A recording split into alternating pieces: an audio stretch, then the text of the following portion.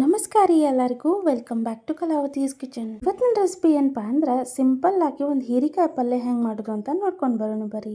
ಈ ಒಂದು recipe simple ಇರ್ಬೋದ್ರಿ, ಆದ್ರೆ ಇದ್ರ ರುಚಿ ಅಂತೂ ಅದ್ಭುತವಾಗಿ ಇರುತ್ತೆ ನೋಡ್ರಿ. ಮೊದಲಿಗೆ ನಾವಿಲ್ಲಿ ಸ್ಟವ್ ಆನ್ ಮಾಡ್ಕೊಂಡು ಒಂದು ಫ್ರೈಯಿಂಗ್ ಪ್ಯಾನ್ ಇಟ್ಕೊಂಡಿವ್ರಿ. ಅದಕ್ಕೆ ಸ್ವಚ್ಛ ಹಂಗೆ ತೊಳೆದು ಮ್ಯಾಗ ಒರಟಾಗಿ ಇರುತ್ತಲ್ರಿ, ಅಂದ್ರೆ ಬಿರುಸಾಗಿರುತ್ತಲ್ರಿ ಭಾಗ, ಅದನ್ನೆಲ್ಲ ತಕೊಂಡು ಹಿಂಗೆ ಸಣ್ಣ ಸಣ್ಣ ಪೀಸಸ್ ಆಗಿ ಮಾಡ್ಕೊಂಡಿವಿ ನೋಡ್ರಿ. ಈ ಒಂದು ಹೀರಿಕಾಯಿನ ನಾವು ಹಿಂಗೆ ಸಣ್ಣ ಸಣ್ಣ ಪೀಸಸ್ ಆಗಿ ಮಾಡ್ಕೊಂಡಿವ್ರಿ, ಆದ್ರೆ ನೀವು ರೌಂಡ್ ಆಗಾದರೂ ಕಟ್ ಮಾಡ್ಕೋಬಹುದು ನೋಡ್ರಿ. ಈಗ ನಾವಿಲ್ಲಿ ಒಂದು 2 ಟೇಬಲ್ ಸ್ಪೂನ್ ಅಷ್ಟು ಎಣ್ಣೆ ಹಾಕೊಂಡಿವ್ರಿ. ಈ ಒಂದು ಹೀರಿಕಾಯಿ ಪಲ್ಯನ ಮಾಡುವಾಗ ಹಿಂಗೆ ಹುರ್ಕೊಂಡು ಮಾಡಿ ನೋಡ್ರಿ. ಹಿಂಗೆ ಹೀರಿಕಾಯಿ ಹುರಿದು ಮಾಡೋದ್ರಿಂದ ಈ ಒಂದು ಕಾಯಿಪಲ್ಯ ರುಚಿ ಅಂದ್ರೆ ಈ ಒಂದು ಪಲ್ಯದ ರೆಸಿಪಿ ಮಸ್ತ್ ಅಂದ್ರೆ ಮಸ್ತ್ ಇರುತ್ತೆ ನೋಡ್ರಿ. ಸ್ವಲ್ಪ ಚಲೋ ತಂಗಿ ಹಿಂಗೆ ಕಣ್ ಬೀಳ್ಬೇಕು ನೋಡ್ರಿ, ಅಂದ್ರೆ ಸ್ವಲ್ಪ ಚಲೋ ತಂಗಿ ಫ್ರೈ ಆಗ್ಬೇಕ್ರಿ. ಇದಾದ ನಂತರ ಈಗ ನಾವು ಒಗ್ಗರಣೆ ರೆಡಿ ಮಾಡ್ಕೊಳ್ಳೋಣ್ರಿ. ಮೊದಲಿಗೆ ನಾವಿಲ್ಲಿ ಸ್ಟವ್ ಆನ್ ಮಾಡಿಕೊಂಡು ಒಂದು ಕಡಾಯಿ ಇಟ್ಕೊಂಡಿವ್ರಿ. ಅದಕ್ಕೆ ಒಗ್ಗರಣೆಗೆ ಒಂದು 2 ರಿಂದ 3 ಟೀ ಸ್ಪೂನ್ ಅಷ್ಟು ಎಣ್ಣೆ ಹಾಕೊಂಡಿವ್ರಿ. ಎಣ್ಣೆ ಸ್ವಲ್ಪ ಬಿಸಿ ಆಗ್ತಿದ್ದಂಗೆ ಜೀರಿಗೆ ಸಾಸಿವೆ ಹಾಕೊಂಡಿವ್ರಿ. ಈ ಜೀರಿಗೆ ಸಾಸಿವೆ ಸ್ವಲ್ಪ ಚಟಪಟ ಅಂತಿದ್ದಂಗೆ ಒಂದು ಕಟ್ ಮಾಡಿ ಇಟ್ಕೊಂಡಂಥ ಉಳ್ಳಾಗಡ್ಡಿ ಹಾಕೊಂಡಿವಿ ನೋಡ್ರಿ. ಈ ಉಳ್ಳಾಗಡ್ಡಿನ ಒಂದು 2 ನಿಮಿಷನಾದರೂ ಫ್ರೈ ಮಾಡ್ಕೋಬೇಕ್ರಿ. ಇದ್ರ ಕಲರ್ ಚೇಂಜ್ ಆಗಬೇಕು ಮತ್ತು ಮೆತ್ತಗಾಗ್ಬೇಕು ನೋಡ್ರಿ. ಈಗ ನಾವಿಲ್ಲಿ ಒಂದು ಕಡಿಯಷ್ಟು ಕರಿಬೇವು ಸೇರಿಸ್ಕೊಂಡಿವಿ ನೋಡ್ರಿ. ಈ ಕರಿಬೇವು ಹಾಕಿದ ನಂತರ ಜಸ್ಟ್ 1 ಸೆಕೆಂಡ್ ಫ್ರೈ ಮಾಡ್ಕೊಂಡ್ರೆ ಸಾಕಾಗತ್ರಿ. ಈ ಉಳ್ಳಾಗಡ್ಡಿ ಸ್ವಲ್ಪ ಫ್ರೈ ಆಗ್ತಿದ್ದಂಗೆ ಇದಕ್ಕೆ ಒಂದು ಕಟ್ ಮಾಡಿ ಇಟ್ಕೊಂಡಂತಹ ಟೊಮ್ಯಾಟೊ ಹಾಕೊಂಡಿವಿ ನೋಡ್ರಿ.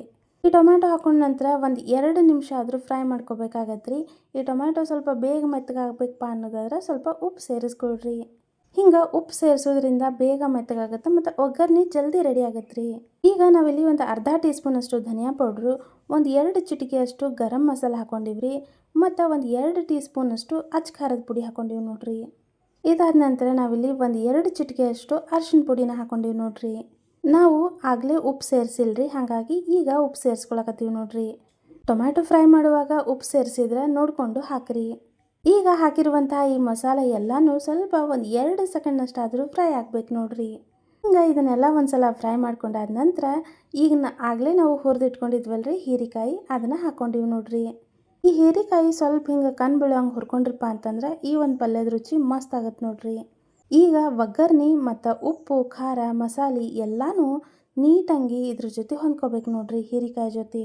ಹಂಗೆ ಒಂದ್ಸಲ ಚಲೋ ಹೊತ್ನಂಗೆ ಮಿಕ್ಸ್ ಮಾಡ್ಬೇಕಾಗತ್ರಿ. ಈ ಒಂದು ಪಲ್ಯಕ್ಕೆ ನೀವು ಬೇಕು ಅಂದ್ರೆ ಶೇಂಗಾ ಪುಡಿ ಆದರೂ ಹಾಕ್ಕೊಳ್ಬೋದು ನೋಡ್ರಿ. ನಾವಿಲ್ಲಿ ಶೇಂಗಾ ಪುಡಿ ಹಾಕತ್ತಿಲ್ಲ, ಬದಲಿಗೆ ಬೇಳೆ ಹಾಕತ್ತೀವಿ ನೋಡ್ರಿ. ನೀವು ಇದನ್ನು ಕಡಿಮೆ ಅಂದರೂ 1 ನಿಮಿಷ ಆದರೂ ಹಿಂಗೆ ಕೈ ಆಡಿಸ್ಕೋಬೇಕು ನೋಡ್ರಿ. ಈ ಒಂದು ಹೀರಿಕಾಯಿನ ನಾವು ಆಗಲೇ ಹುರಿದಿಟ್ಕೊಂಡಿರೋದ್ರಿಂದ ಇದೇನು ಹೆಚ್ಚು ಟೈಮ್ ತೊಗೊಳಂಗಿಲ್ರಿ ರೆಡಿ ಆಗಾಕ. ಈಗ ನೋಡ್ರಿ ಒಂದು 2 ತಾಸು ನೆನೆಸಿದಂತಹ ತೊಗರಿಬೇಳೆ ಹಾಕೊಂಡಿವ್ರಿ. ಇಲ್ಲಿ ನಾವು 1 ಕಪ್ನಷ್ಟು ತೊಗರಿಬೇಳೆ ತೊಗೊಂಡಿವಿ ನೋಡ್ರಿ. ಈಗ ಈ ತೊಗರಿಬೇಳೆ ಹಾಕೊಂಡ್ಮೇಲೆ ಇನ್ನೊಂದು ಸಲ ಚಲೋ ತಂಗಿ ಹಿಂಗೆ ಮಿಕ್ಸ್ ಮಾಡ್ಬೇಕಾಗತ್ತೆ ನೋಡ್ರಿ. ಈಗ ನಾವಿಲ್ಲಿ ಒಂದು ಅರ್ಧ ಗ್ಲಾಸ್ನಷ್ಟು ನೀರು ಹಾಕೊಂಡಿವಿ ನೋಡ್ರಿ. ಹಿಂಗೆ ನೀರು ಹಾಕೊಂಡ ನಂತರ ಒಂದು ಲಿಡ್ ಕ್ಲೋಸ್ ಮಾಡಿ ಒಂದು 5 ನಿಮಿಷ ಆದರೂ ಲೋ ಫ್ಲೇಮ್ ಒಳಗೆ ಬೇಯಿಸ್ಕೋಬೇಕಾಗತ್ತೆ ರೀ. ನೀವು ಮುಚ್ಚಾದರೂ ಬೇಯಿಸ್ಬೋದ್ರಿ, ಇಲ್ಲ ಅಂದರೆ ಹಂಗೆ ಓಪನ್ ಆಗಿನೂ ಬೇಯಿಸ್ಕೋಬೋದ್ರಿ. ಈಗ ನೀವಿಲ್ಲಿ ನೋಡ್ಬೋದ್ರಿ ಒಂದು 5 ರಿಂದ 6 ನಿಮಿಷ ಬೇಯಿಸ್ಕೊಂಡಾದ ನಂತರ ಈ ಒಂದು ಪಲ್ಯ ಎಷ್ಟು ಮಟ್ಟಿಗೆ ಚಲೋ ತಂಗಿ ರೆಡಿ ಆಗೈತಿ ಅಂತ.